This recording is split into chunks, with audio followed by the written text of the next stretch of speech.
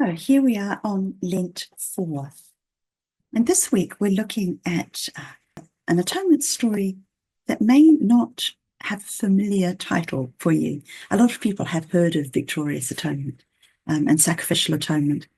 We don't so often use the phrase covenantal atonement, but I believe it's a really important one, and perhaps we should use it a little bit more often, because when Jesus had one final chance to help his disciples understand what he'd been doing and what the point of everything was of the last 3 years and why he was giving himself over to be killed, he chose to do it by breaking bread and sharing wine. And as he shared the wine, he said, "This is my blood of the new covenant, shed for many for the forgiveness of sins." Now, that's a phrase I say every week. Most of us say it or listen to it every week.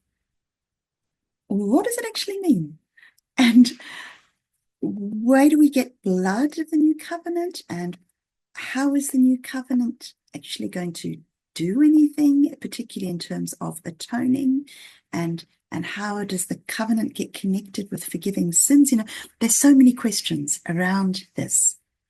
And I think to begin to grasp it, we have to start back right at the beginning of Genesis 1. So this beautiful and profound creation story that we're all familiar with relates how God prepared a safe space for life to flourish by pushing darkness and swirling waters and chaos into controlled limits, which God then held in place purely through God's own faithfulness. And then life is created within that safe space, again in a rhythmic and vibrant pattern of limits and separations. And if you think God didn't get rid of darkness, he just turned the chaos of darkness into time, into the rhythm of day and night, by bringing in light to set limits on the darkness. God didn't get rid of chaotic waters. What he did was make them not chaotic. He set them within limits, separating one from the other. And as you can see from this picture in the ancient worldview, there actually was a dome over the world which kept the chaos waters at bay. So the chaos waters were still swirling around out there, but through the limits set by God's faithfulness, they were kept away from us. And then, of course, the waters are divided, as they are at the Red Sea, to enable life to flourish in between them on dry land. Then, at the culmination of it all, God creates humans. And once again, a limit is set on them. But it's a very different limit to any of those set on the rest of creation, because we're made in God's image, and God is showing us through creation his faithfulness to us. It's God's faithfulness alone that holds chaos at bay and holds this space for life to flourish. And humanity's, in the beauty and idyllic surroundings of this garden, humanity was only asked to do one thing, and that was remain faithful to God by obeying the one commandment they had, one prohibition, I guess, that they had. And of course, they promptly break that, betray the trust, fracture the relationship, show that their opportunity to be faithful had been lost. Now, we often tend to think of sin as a very individual thing. I hope, having gone through the last two atonement stories, that concept might be being blown open a little bit. But this story gives us another way of understanding it. When we broke faithfulness, when we broke our limit, it's as if we caused a crack to form in the bonds that hold chaos at bay. And once Adam and Eve had caused that crack to form, some of the chaos crept through. And chaos comes in the form of death and disease and infertility. And so the land becomes infertile. It becomes hard for humanity, for mankind, literally in this case, it is the man, to plow and create what in the Garden of Eden had been grown beautifully. And in this case, in this story, it becomes hard for women to bring forth life in the form of children. So it doesn't just affect the individuals. It doesn't even just affect the relationship with God. It affects the whole of creation. And of course, that's another really useful image to keep in mind when we see literally what our greed and pride is doing to the world. It doesn't just affect us, it affects the whole of creation. After the story of Adam and Eve, things get rapidly worse. There's the first murder, and then there's multiple other murders and bloodshed, and each one causes the crack to form wider and wider. And in the end, God takes control before a completely uncontrolled chaos could break forth. He forms the flood, which, yes, was opening the floodgates of heaven and the gates to the water under the earth and allowing them to come down and flood the earth. But it's still controlled. It's still within 40 days, and there has still been an ark formed so that precious life can be preserved. From the flood onwards, there's a new element in the story, and this is the thing we call covenant. Now, we may still talk about a covenant of marriage. A covenant is also a treaty, so we can think of te tiriti. And essentially, it's an agreement made between two or more parties, outlining the shape of their relationship going forward, requiring commitment and faithfulness on both parts. And God, amazingly, chooses to work with humanity in a covenantal relationship.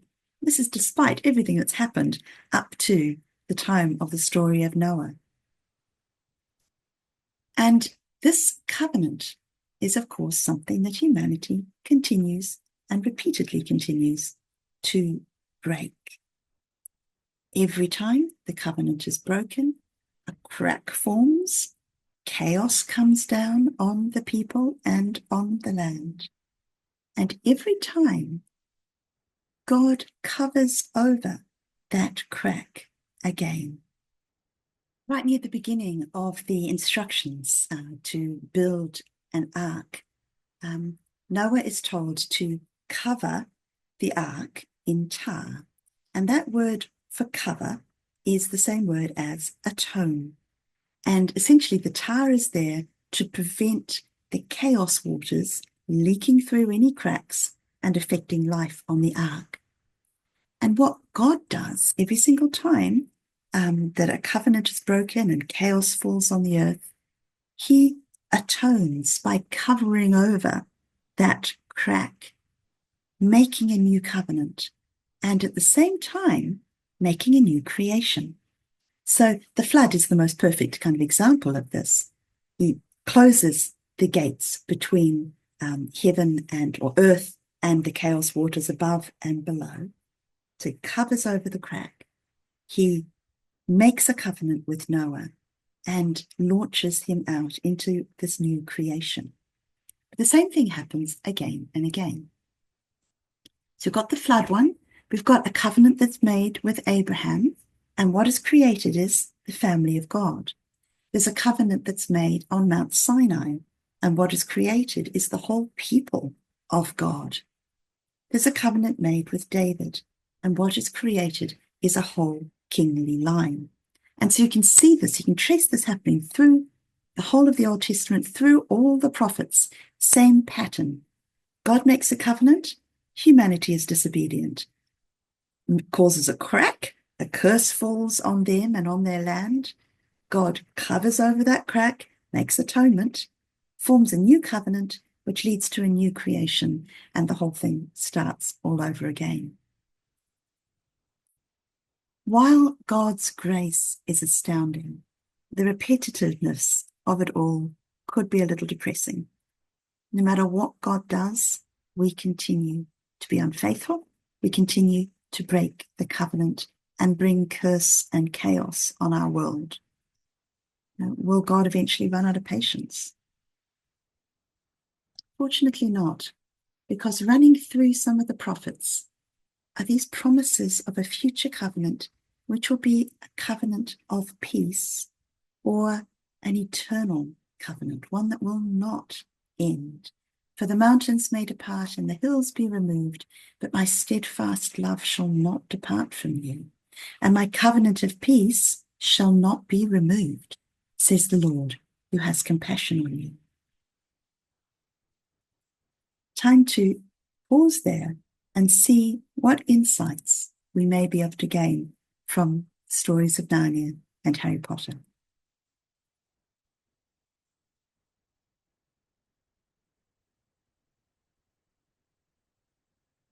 Okay, let's have another look at these covenants. Because although, we're in the middle of Te Tiriti of Waitangi, covenants as a whole are not necessarily something we're so familiar with, particularly the way they were understood in the ancient Near East. So in the ancient Near East, covenants were made commonly between a powerful party and a weaker one, outlining the stronger party's expectations and promises. So you will do A, B, C, and D, and in response, I will look after you, that sort of thing. Covenants were said to be cut when they were made, and that could have something to do with this fairly gruesome story that we get in Genesis 15. We seem to be looking at a lot of fairly gruesome stories, but that's just the way it is. Abraham is instructed by God to cut a series of animals in half and lay the two halves on either side of a kind of path, I guess, in the middle. Now, this sort of thing isn't really unusual because while a covenant had expectations and promises, it also had built into it curses. So not only if you do this, will I look after you, but if you don't do this, horrible and appalling and gruesome things are going to happen to you. And that's kind of part of the whole package of a covenant. So by cutting a covenant, Abraham was cutting these animals in half. And what should happen then is that the weaker party should walk between these cut animals, essentially enacting what would happen to him in this case, should he break the covenant. May what has happened to these animals fall on me. Right. What is so strange in this story in Genesis 15 is that it's not Abraham who walks between these cut pieces. It's a light from God. It's as if God is promising that the curse, the chaos, the death of the broken covenant is going to fall on God, not on Abraham. Similarly, when Moses takes blood at the formation of the Sinai covenant and throws it over the people, he also throws it on the altar, the sign of God's presence. So we're getting quite close here to the story of Jesus, but there's one more ingredient that's needed. You may notice occasionally when you're reading through the Psalms and the prophets, that particularly the Psalms, that sometimes the name David is used for the whole of the people. And this was quite kind of accepted. What happens to David happens to the whole of Israel. What happens to the whole of Israel happens to David. There's this understanding that one person can kind of gather up in themselves all the people that they represent. So there's this promise that comes through the prophets, this promise of hope that perhaps one day someone will come who could take on himself all the brunt of the covenant curses and exhaust them once and for all. That they could represent all the people so that what happens to them happens on behalf of all the people. It's possible then that an eternal, unbreakable covenant could be created. And of course, here is Jesus, because it is Jesus whose body is torn, body is broken, as the animals were broken during the Abrahamic covenant. It is Jesus whose blood is shed, as it was when the covenant was cut at Mount Sinai. So it's Jesus who, representing the whole of humanity, takes the brunt, the curse of all the broken covenants, all the unfaithfulness of humankind on himself, so that a new, eternal covenant of peace can be made. And that's the covenant that we're part of. And the beauty of this is that it's Jesus, the human being, who is making this covenant on behalf of humanity with God. And Jesus will never be unfaithful. So that covenant will never be broken. Okay? This is an eternal covenant of peace because it's not based on our faithfulness, but on the faithfulness of Jesus. Some of you may be aware that there's been an ongoing debate in biblical scholars for 20 years or so now about whether, when Paul says that we are saved by faith, what he's talking about is our faith in God or the faithfulness of Jesus. So quite often it says faith in Jesus. It could perhaps be better translated faith of Jesus, because it is the faith, the faithfulness of Jesus that brings about our salvation through this atonement story. That doesn't mean we don't have a role to play. As always in these stories, there's the already that Jesus has done that we could never do. And then there's the ongoing role that we have. Because, of course, with the new covenant came a new creation. And we are that new creation. We are the new people of God. We're now grafted onto that ancient vine. We're now tied to God with an unbreakable covenant. And we are now called to work with God, to be faithful to that covenant, to bring healing, wholeness, and peace to our world, to combat the chaos and the death and the disease and the despair that chaos brings to the world around us. So once again, we are part of a very big story here. Here we are, the people of God.